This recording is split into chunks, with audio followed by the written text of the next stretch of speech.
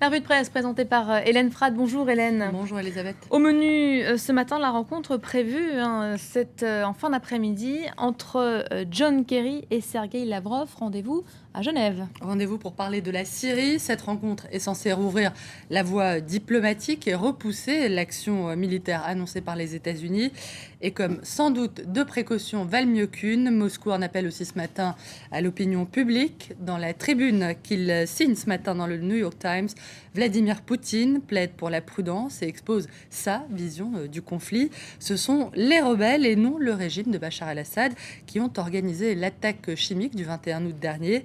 Dans cette adresse au peuple américain et à ses dirigeants, rédigée à la première personne, le président russe explique qu'une intervention militaire en Syrie provoquerait une nouvelle vague de terrorisme et déstabiliserait le Moyen-Orient en compliquant à la fois le problème nucléaire iranien et le conflit israélo-palestinien.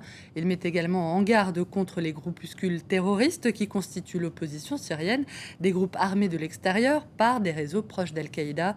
Vladimir Poutine qui se paye, Elisabeth, le luxe de critiquer ouvertement le discours de Barack Obama mardi soir.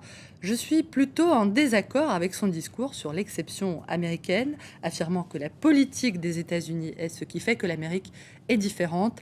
C'est très dangereux d'encourager les gens à se considérer comme exceptionnels, quelle qu'en soit la raison. Fin de citation. Voilà, pour résumer, Vladimir Poutine qui donne des leçons d'humilité et qui se propose en recours assez inespéré finalement. Oui, quand le président russe a enfin le beau rôle, c'est à voir notamment dans The International Herald Tribune. On le voit proposer enfin une issue à Obama et Assad, acculés enfermés dans leur discours.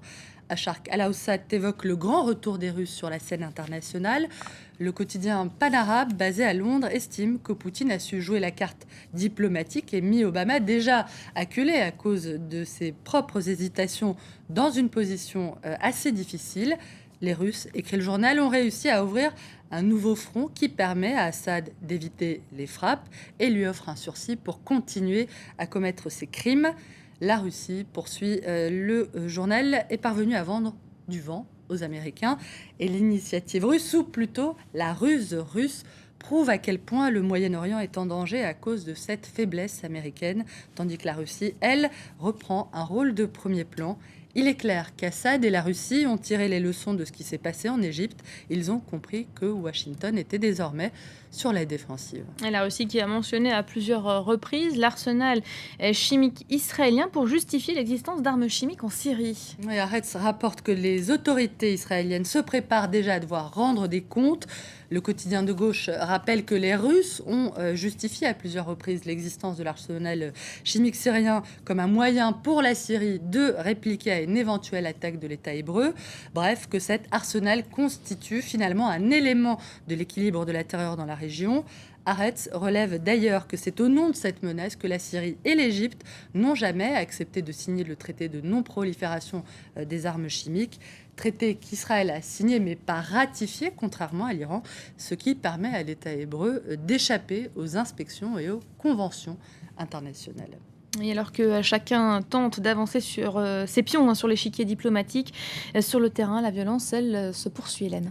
Oui, The Independent fait état d'un rapport d'une commission d'enquête de l'ONU qui dénonce des crimes contre l'humanité commis par les forces gouvernementales et des crimes de guerre perpétrés par l'opposition. D'un côté, les forces syriennes ont massacré des civils, bombardé des hôpitaux et commis d'autres crimes de guerre pour gagner du terrain. De l'autre, rebelles et combattants étrangers ont commis des crimes tels que des exécutions sommaires, des prises d'otages et bombardé des populations civiles. À voir, Elisabeth, pour terminer avec ce dessin de Plantu dans Le Monde. Alors, demande Obama. Alors, pendant ce temps, le massacre continue. Merci beaucoup, Hélène Frade. C'était la revue de presse internationale.